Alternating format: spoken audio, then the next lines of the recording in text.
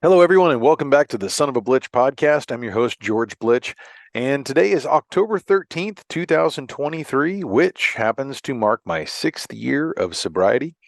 Back in 2017, Meg and I and my wife went to an Astros game, and I had a few drinks, couple few more after that. And at the very end of it all, I wasn't feeling too great the next day. Decided to go ahead and take off a little bit of time from drinking. And as every day and week progressed, I started feeling better and better. Ended up losing a considerable amount of weight. I think from the time that I was probably at my heaviest, about 230, dropped down to 170 at one point in time, and that was a little bit too skinny for me. And I ended up kind of putting back on some weight, some good eating and stuff, and ended up, now sitting up to where I've definitely lost, close to 50 pounds from when I was at my heaviest. I feel better. And basically the main thing that I've found is my mental clarity, my ability to really stay sharp and on focus with everything I want to do. I'm a more present father, husband, friend, and I just feel better. Now, I'm not saying and promoting this as like something you guys should do. I just wanted to give my testimony about sobriety for me and what it's done. And I kind of wanted to bring this back around because last year I had done a podcast for my fifth year of sobriety. And in that podcast, I talked to the audience, letting you all know that if anybody is having any struggles with alcohol or drug addiction, and they wanted to reach out to me, that I would be more than happy to receive that phone call. And I received a few phone calls. One individual was really, really down on his luck, had gotten in some trouble with the law, and had called me up wanting to figure out how they could get their life back on track. There's a lot of things that were up in the air about their particular life, and I don't want to go into details, but it was a very, very pivotal and a very dark moment for them. And I've since received a couple other, times where people have called me to ask me about, how I did this or whatnot. And for me, it was a little bit different than maybe some. I ended up just doing this on my own. I am very familiar with AA and a lot of other types of support networks, and I do strongly suggest that people look after that, or look into that. Having somebody that is a reliable person to be able to call, having a sponsor is very beneficial. And I find that, for a lot of people, you need that kind of that support system in that network. And so, for me, it was just a decision that I made, for friends of mine and people who may have tuned in last year. I kind of talk about the idea that there were many points in my life where I would take 6 months or maybe a year off of drinking just to know that I could. And that was something that, there was, I guess, probably three or four circumstances over the years where I had done just that and just taken a little pause. But this last one kind of felt like it was time for me to really end it for good. Um, I'm not going to say that it was always easy. There was definitely times when, I had a tough day and, going to get a cold drink was something that I really kind of had networked into my mind that I needed, something to kind of take an edge off.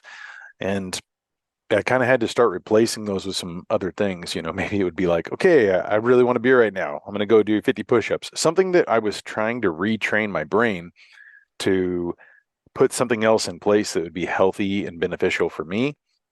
And again, this is just me talking about my experience. I know plenty of people who are able to handle their drink really well.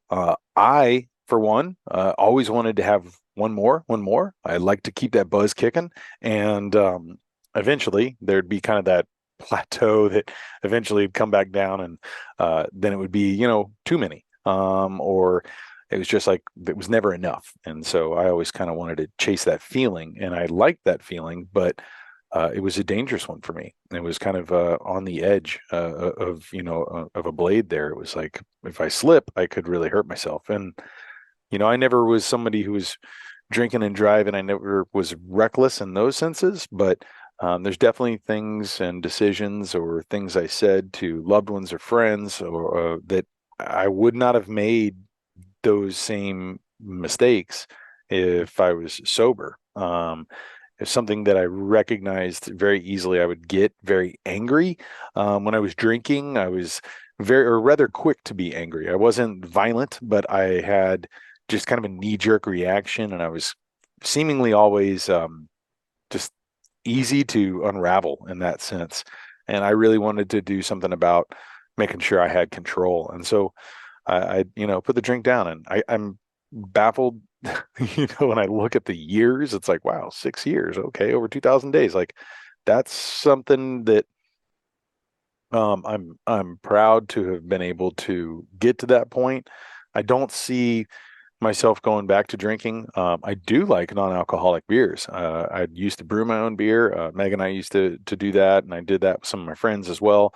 And I like the taste of beer. So sometimes I will sit down and have a non-alcoholic beer, but I'll tell you, it's different. Like I went on a ranch trip with some of my buddies, Matthew Mitchell and Johnny Bolts, and we're there for, a couple days, and we're all waking up feeling good. Now we all had a cold beverage at the end of the night, but it was an NA, and it's like the fridge was like stocked with that. And it was just quite a difference to the days where, it's after a hunt, you kick back many a drinks and hang out with your friends and stuff, which were wonderful times. It's just that there was times where I kind of carried that too far and wouldn't feel good the next day. And you're waking up at 4 a.m. and it's just like, oh, I'm hungover, and then not feeling good. Now I'm like waking up, and I may still be tired just because getting older here, but I'm feeling good and not feeling that hungover. I got that sharpness and clarity kicking. So it's something that I thoroughly enjoy, and it's been fun to kind of share that sober weekends and things with my friends out there at the property.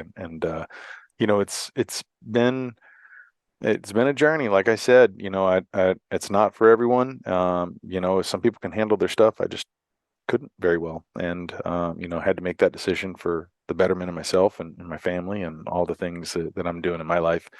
But I just kind of wanted to come on here real quick and just mention again um, that if there's anybody who feels like they are struggling with alcohol, with any kind of drugs, prescription medication, whatever it may be, you need to reach out and talk to some people. Don't keep those things to yourself. Those are secrets that can come to hurt you more.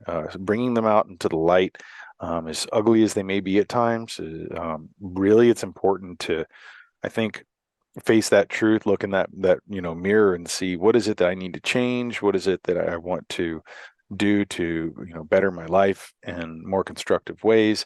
And for a lot of people, it really does mean putting down the drink or whatever the drugs may be, putting those down and trying to build a new, neural network of being able to, deal with things in your life and go and have a therapist, a psychologist, whatever it may be, a support system, AA. There's a lot of different programs out there. There's a lot of people that are ready to help. They're ready to take that call. A lot of sponsors that are wanting to make sure that you get things under control and that you are able to build those bridges of success to be on the other side of it. And I just want to encourage people, and any of my friends that are listening to, or any listeners, it's easy to get my contact. The fact that a couple people have reached out and have been in those dark places, and we've had some of those conversations. I really am honored that someone took me up on that, and I hope and I think that those situations were able to be successful.